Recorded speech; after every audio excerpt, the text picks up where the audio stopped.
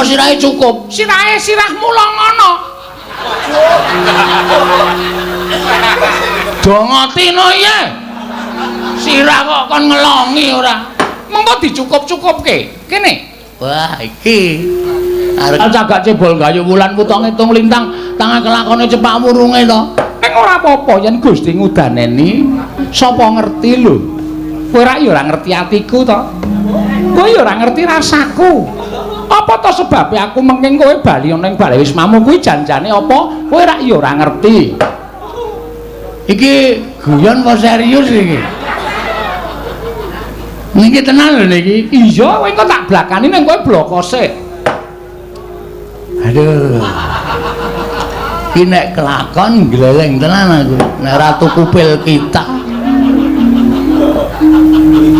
Nganu. Priwon nggih? Kok sik aja guyu sik iki. Kene iki bingung malah. Golek kata-kata secara terlihat masyarakat penyanyi garwane Prabu Duryudana. Ning napa nggih? Kula niki bojo sing didelikke lah ngono wae. Ngono, bojo sing didelikke. Anu, napa jenenge?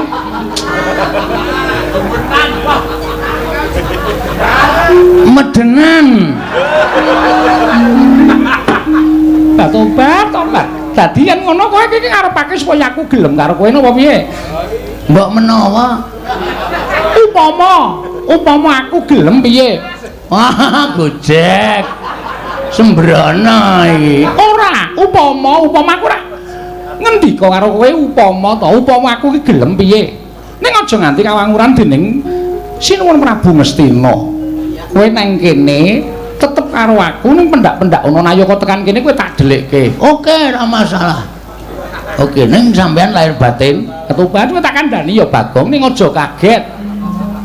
Kowe tak kandhani nggonku menging kowe bali ning bale wismamu iki janjane jebul nuwun sewu ya Bagong. Wong tresna ya ora kok perkara bagus. Wong tresna ki ora kok perkara sugih. Ning wong gawe seneng atiku ki ya iso nukulake rasa tresna. Contone kowe nang kene iki gawe seneng atiku, kowe gawe bungah rasaku, jebul suwe-suwe ketukulan rasa tresna karo kowe Bagong. Sik. Ngapa? Pet-petan aku. Kok pet-petan sebabe? Niki kula metung. Tenan apa mboten mengendika sampean kok rasane kaya ngimpi? Ora, iki tenan. Yakin? Iya tenan. Ah, iki. Berarti mengke lesare kula pun mboten teng isor ramben. Ora, jejer aku. Nan, Iya. ucul klambian to. Entuk. Sakarepmu. Nek ngoten kula lungguh dhuwur nggih. Iya ora apa-apa lungguhan dhuwur. Petruk karo gareng arep tak SMS. Kowe saiki nek nyebut aku Ndoro, Truk. Petruk mbalas SMS Ndoro dengkulmu atus iki. Ngayal aku wis dadi piyayi luhur ning negara Ngastina. Ning apike kowe iku ya aja nganggo sandangan kaya ngono, Bagong. Kowe iki trainingmu kuwi lho. Aku tak takon pirang dina kowe ora ganti? Nggih pun suwe. Kowe iki ora krasa apa piye? Training nggon bokong nganti tipis. Nganti ketok jeroane kaya ngono. Mingurung kula suwek niki. Kalang ya bendina sok nggo nglesot. Rene melu aku. Nggih. Rene tak dandani Ngangge sandangane anakku Lesmana Mandra Kumara. napa sirahe cukup? Sirahe sirahmu longono. Dongotino iya. Sirah kok kon ngelongi ora. Mengko dicukup-cukupke. Kene. Wah, iki arep gleleng aku. Kene. Iki tobat yo piye. Glelengmu ora jamak. Mekaten. Jagat Dewa Bathara. Ya jagat Prangestu Ngara. Ning nuwun sewu ya arep nganggo sandangan kaya ngono sing ora iso diapusi iki raimu. Raimu ki ora iso dipermak. Mbok disetrika. Men kita bagus. Kowe ya nyebut aku ya Diajeng. Wah. Oke, gelereng tenan. Garwane pun Kakang Diamon Diajeng. Kok Diamon? Lali garwane pun Kakang Diancuk Diajeng. Anak ya cangkem elek ki kulino. Diajeng Banowati. Kula wonten mangandika ing Adawa. Pangeran, waduh kok kaya kejuwuren nek pangeran mbok liyane Kang Mas. Kang Mas ngono wis cukup. Wis tok antepi tenan. Nggih, tak antepi tenan. Wis tak antepi tenan. Ning kowe aja enak-enak kapi enak. Tapi mendo. Kapi enak. Tegese mergo nggonmu wani kaya ngene iki, kowe mesti bakal totoh nyawa Bagong. Sebabe iki mesti ora ketang ana siji loro abdi ingkang padha ngerti lawan kahananmu tumuli mengko bakal matur marang saning Sina Prabu Ngastina. Upama matur marang Sina Prabu Ngastina yen nganti kadenangan kowe piye coba? Aku tak takon. Bebasan sedumuk bathuk senyari bumi. Nadyan namung sedumuk jembaring bathuk, nadyan namung sak nyari jembaring bumi. Tresna kuwi uruping jiwa sing luhur. Tresna iki ora kena dijaluk, ora kena ditolak. Tresna kuwi paringane sing gawe urip, tresna kuwi paringane sing kuwasa. Mula tresna kuwi pantes dilabuhi pati. Patobat apa aku seneng karo omonganmu sing kaya ngono kuwi. Waton sampeyan utawa Diajeng Banowati tetep tresna karo pun Kakang, aku tetep mbelani pati. Sapa sing arep ngridu nggonku mangun lele, mangun bebrayan karo si Adi Banowati, mesti aku bakal mbudidaya menolak. Tobat Satya kok ora iso basa Jawa. Satya blesteran. Satya saka Betawi. Sapa wae sing arep ngganggu gawe karo Diajeng Banowati. Iya tobat. Ngaturake panuwun ya Raden, dene sampeyan wis bisa njaga katresnan iki. Heeh. Ngapa kok keder suarane? Aku dicekeli ngene iki sing modot malah wudelku. Bodong. Bodong. Nek ngaten monggo mancing wonten ing telenging Taman Sari. Ayo tak derekake. Meneng kono nganu ya dulang-dulangan. Inggih. Ning sampun kula mboten mong dulang sampeyan nuwun sewu Ngastina wis kentekan sendok sak lusin. Angger didulang katut sak sendoke, angger didulang katut sak sendoke. Arang cangkeme amba e. Sone nek dulang aku nganggo sekop. Dadi men sigar cangkeme. Mboten ngaten lho senengane. Ning pentingane kula ngendikanipun gawe seneng, gawe bombong. Aku tak dhisik. Ya. Mengko nusul. Tobat.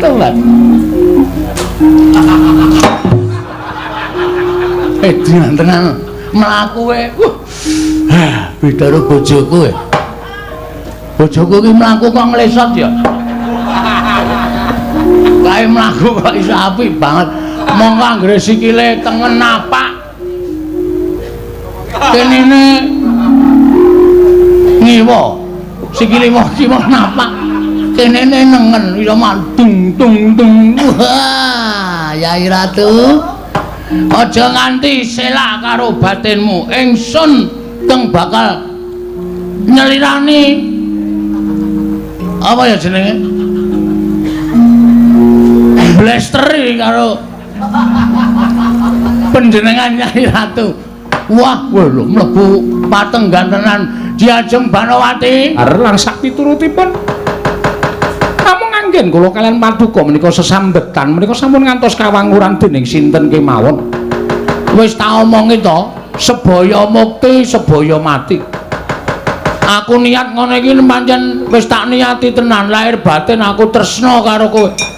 Aku nek iso ya ora usah bali nang bale wis maku rasa ketemu karo bojoku, rasa ketemu karo anak-anakku. Mengko nek bojoku njaluk pisah tak pisahin, anak-anakku terlantar tak titipke ning yatim piatu. Ana jeneng kuwi? Titipke nang ndi jenenge? Sing gone tipi yatim piatu iki lho. Lah kok apa, Pak?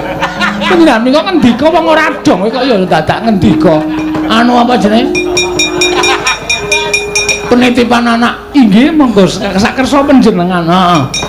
Pokoke kok aja nganti luntur lho tresnamu. Mboten. Nyatanipun panjenengan damel sengsem damel gumbira manahipun ingkang rayipun Banowati. Namung raos kula kok mboten sekeca. Ora penak piye? Pindah. Mboten menika. Ora penak piye? Raos kula kados melang-melang katinggal cabang wonten tepining Balumbang Raden. Panggraitanipun ingkang rayipun Banowati menika mangke badhe wonten Nayaka Ngastina ingkang dumugi wonten Taman Sari. Nek pancen ana Nayaka Ngastina sing tekan kene, aku sing arep wangsulan. Aku sing arep ndadaki lelakonku wis ben tak gawe nekat. Wis pokoke anggere kowe tetep seneng karo aku, rawe-rawe rantas malang-malang bakal tak putung. Sapa sing meparangi bakal tak terjang. Inggih. Menika estu, heeh, ya ming saiki ngene, awak dhewe kudu sumpah prasetya. Sumpah prasetya kados pundi? Nek aku lara, kula nderek sakit, bagus, ayu tenan kowe. Nek aku ngasih tekaning pati, kula nggih badhe nderek dumugi ning pejah.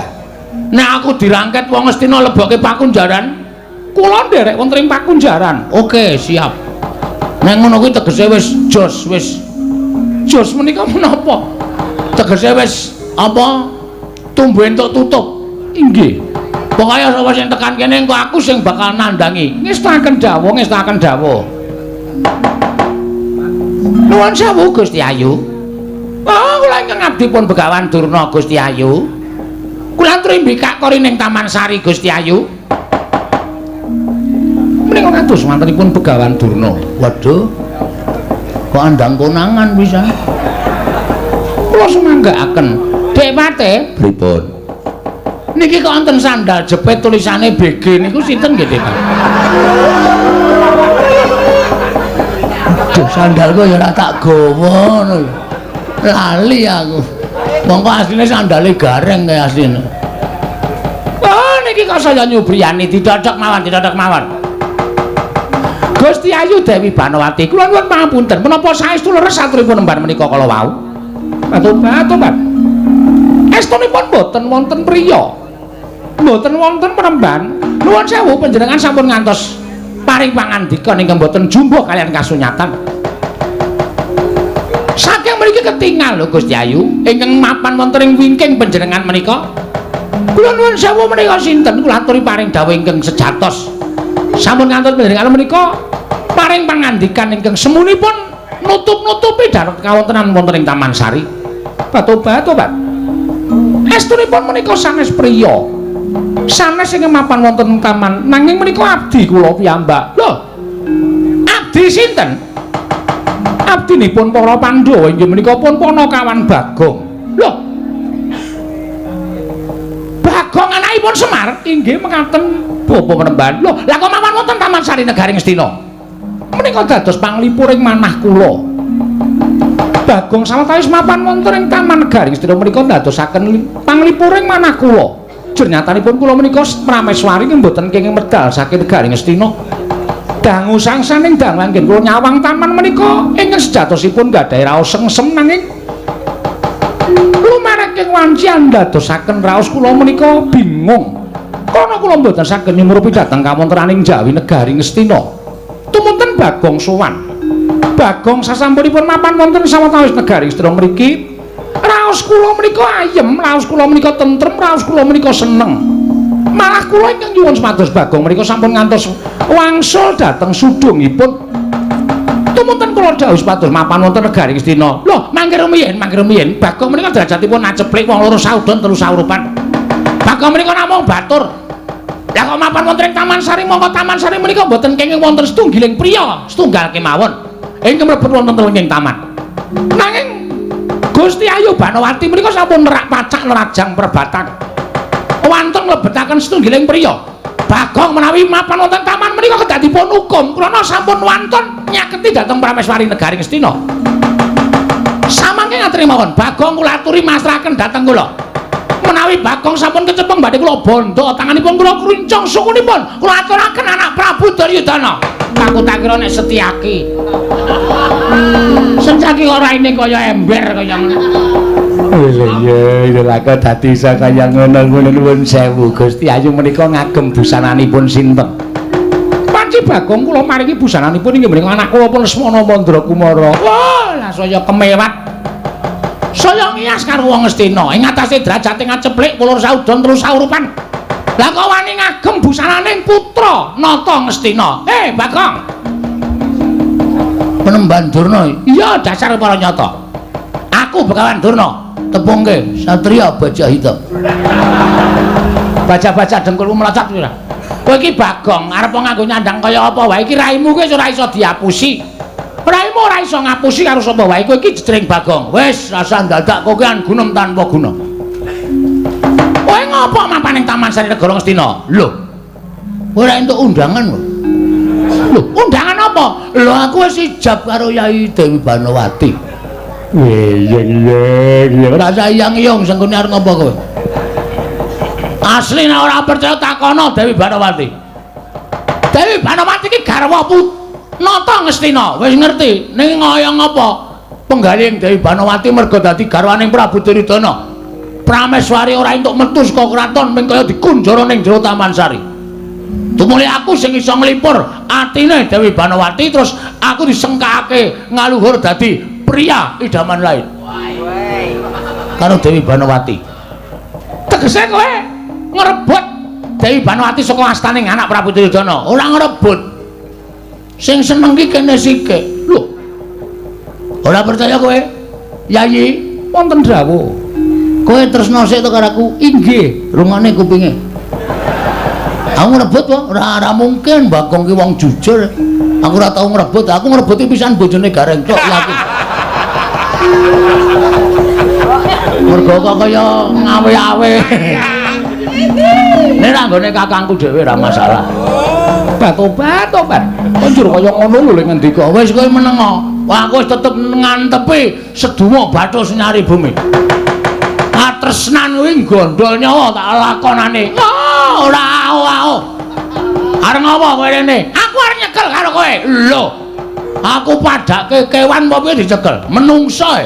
Nek pancen kowe iso ngalahke Bagong, kowe kena bondo tanganku merincong sikile Panakawan. Metu tandangi legane. Goleke.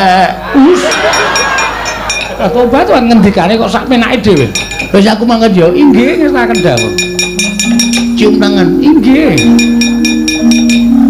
Iya, inggih. Kula aturi tindak monggo. Sembah kula ngendherekaken. Sun. Menapa? Ngono. Tobat ora kena. Sesuk mengko nek wis menang perang tak paringi. Nan, inggih estu. Sithik wae, mboten kenging. Sithik-sithik ora keserot raiku iso. Cangkeme gedene ra jamak-jamak. Ngambung kok kaya ngokop. Pucuane tok wae. Mboten kenging njaluk pamit Yayi, garwaku sing paling ayu wae. Tak wantun ngewat dateng Dewi Banowati kemawon kok ming Bagong niki lho. Pancen wong ora nganggo akal. Wong ora nganggo nalar. Nakale wis kebangetan Bagong ki wani bedang lawan putri Ngastina. Dewate pripun? Kurawa diketapke. Bagong dicekel. Luwe-luwe pancen Bagong ora gelem dicekel sarana alus dikasari. Nek dikasari ora kena, pateni babar pisan. Tak kira ora bakal ana apa-apane untuk Bagong dipateni. Yen upama Pandhawa mengko ora trima diblabari lelakoning Bagong, Pandhawa mesti iso nampa kahanan iki. Oh nggih, ngestaken dawuhku. Omong. Cebol gawe wulan wuta ngono. Wis kok kaya ana tengen kene iki wani araku, aku wani des rampung. Ciwas kowe sumbar kemewat kaya ngregem jimat kaya ndemek mercon lan sak pitu. Nek kalah percuma nek ngomong oke-oke kaya ngono kuwi. Pecah siramu. Plotot wetengmu kowe. Kok ngawur? Sak karepku sak kecekele. Luput peteng sak kecekele lho iki tak mlodot. Mati dereng aku. Ayo pangga tak ayoni kartu. Ayo sengkune kon majune. Aja Kurawa sing cilik-cilik, sing gedhe sisan. Aku rugi nek musuh Karto Marma, Karto Denda, Kartipeya, Karto Nyaur. Bubar sar-saran tetetetan kok iso dikukup niku jejanjane enten apa? Nyekel maling Ngastina. Lho, maling. Heeh. Sing dimaling Mbak Yumu. Wedan. Sapa man? Gusti Ayu Banowati Prameswari Ngastina. Wah, jelek urip. Jelek nyawang gelaring jagat semih rembulan. Wani nyolong kok nyolong kakak tua. Kakang Mbok. Kakang Mbok Ayu Banowati. Cekelen kowe iso nyekel gedhe ganjane. Kukulati banget. Pancen kepara nyata. Iki lak Citra Menggala. Citraksi. Ayo, kowe arep nyekel aku. Nenek ngerti kowe malinge. Aku ora melu-melu. Soale aku nek karo kowe iki mbok modar nek wani. Ngapa kok cenanangan tekan kene? Tak kira. Tak kira nek dudu kowe kok malinge. Malinge aku. Aku wis rabi karo Dewi Banowati. Wah, semi. Mosok Asli ra ngapusi. Kok kowe rabi karo Kakang Mbok Ayu Bajindul anu Banowati. Heeh. Piye? Arep ngapa? Arep nyekel aku. Ora. Nek ora ngopo nang kene? Nek kowe niat tenan ya wis ora dadi masalah. Nek kowe seneng tenan karo Kakang Mbok Ayu Banowati ya wis ora masalah. Sing penting padha bahagiane. Kakang Mbok Ayu Banowati ya bahagia, kowe ya bahagia. Tak dongake sakinah mawaddah warahmah. Muga-muga tekan kaken nini lara mata. Ninen. Ana, nek pancen kowe setuju karo aku, kowe aja nyekel karo aku. Penake aku tak bali wae, Bagong. Dudu wong kono-kono. Lah sapa? Sing dadi maling niku Bagong. Lah iya. Lah ya aku ngomong nek Bagong to. Sampeyan ora ngomong nek Bagong. Sesampeyan ping ngomong nek ana maling sing nggih Bang Dewi Banowati. Kula mlayu sifat kuping bareng ketemu wonge matane sak ndok ceplokan. Cecangkepe ambone ra Jawa-Jawa ning nganggo sandangan kasatriyan. Lah iya.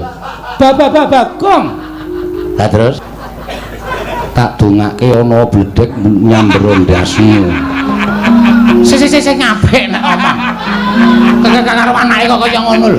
Aku nggagas kowe iki suwe-suwe iso mangkel lho, Dik. Lara sirahku. Saiki aku tak takon karo kowe. Memang takon ning aja angel-angel. Ya. Banowati iki sapa? Mbak Yu kula. Kuwi bojone sapa? Bojone Kakang Prabu Duryudana. Lah iya. Terus nek Mbak Yumu bojone kakangmu dipek Bagong kuwi kowe ikhlas ora? Tergantung sing lakoni.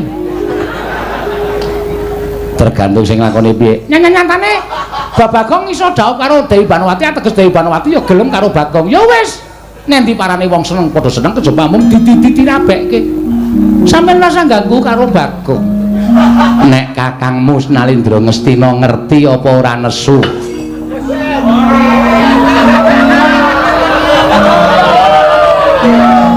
Sapa Cit? Tuturmu gati nyampar gelas.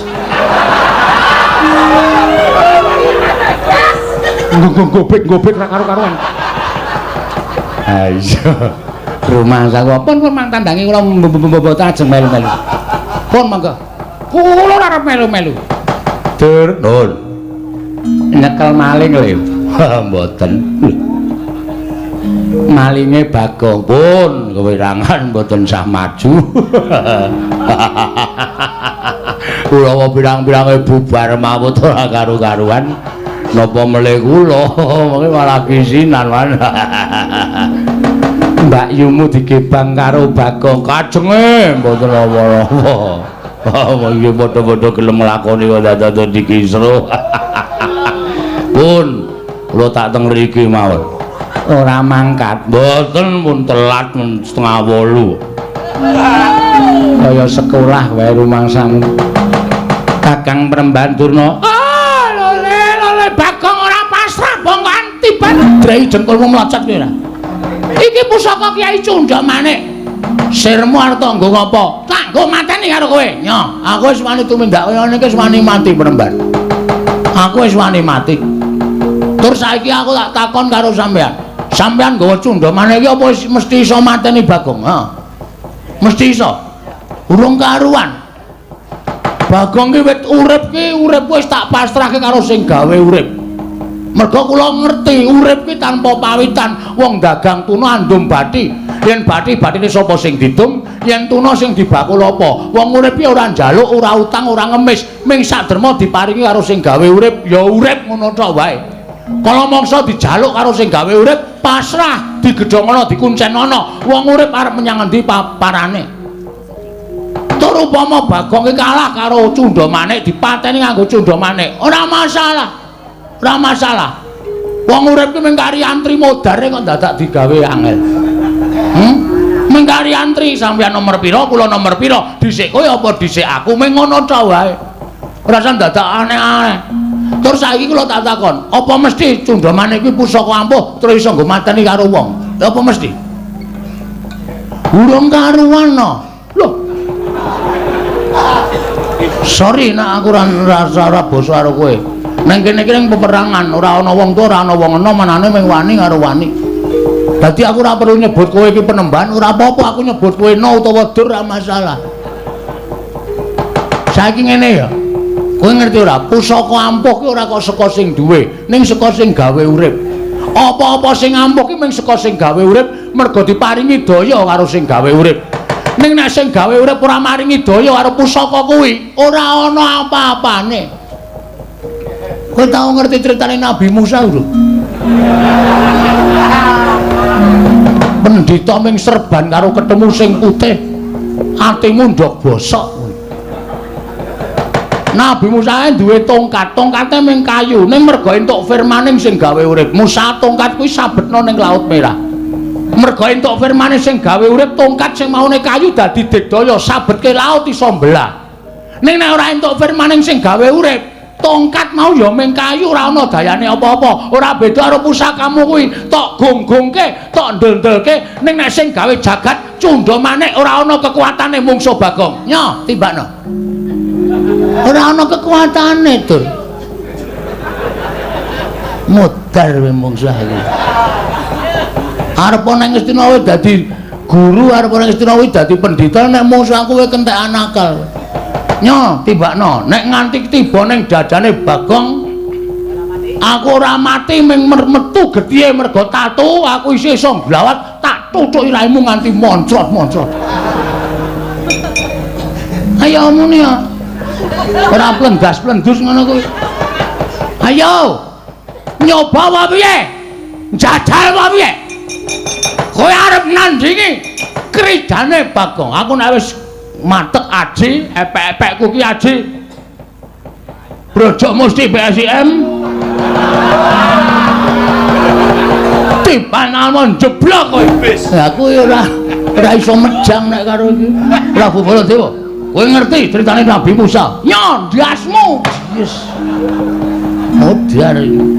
Ora iso dijak apikane iki. Ini ora ditandingi nganggo kekuataning Bagong.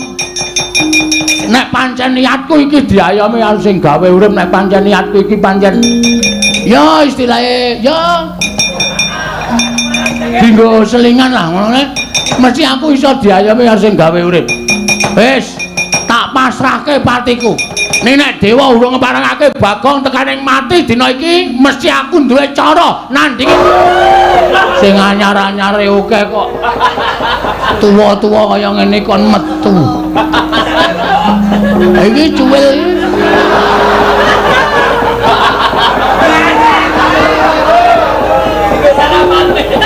Apa? Paling karepe iki wo masem. Tuwa. Tuwa kae saiki nek tuwa iki sing ngerti iki saiki meng anu jenenge iki. kolektor wayang. Masyarakat umum ngertine wayang ya gebyar. Ngono, sok nek ngono kuwi.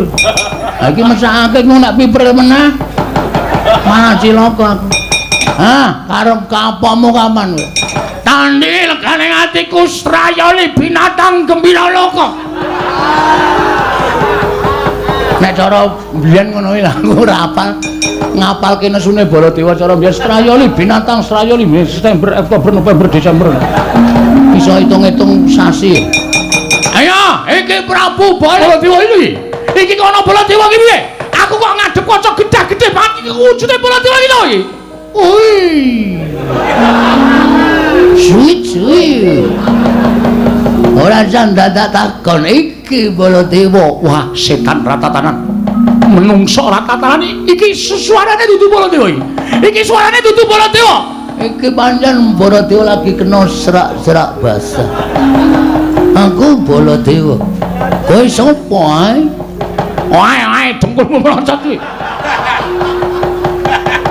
Iki Bagong iki. Ngawur. Ora tau ndelok wayang kowe ya. Iki ngene iki ya Baladewa kene kok Bagong. Mosok Bagong kok mosok kaya ngene melu gara-gara. Wah caturan. Lho ora caturan kok omong terus. Kowe gelem masrahke awakmu apa ora? Piye? Kowe gelem masrahke awakmu apa ora? Lho, aja ngawur Baladewa. Karemu piye? Sirmu piye kowe omong kaya ngono? Menungso ora tenan.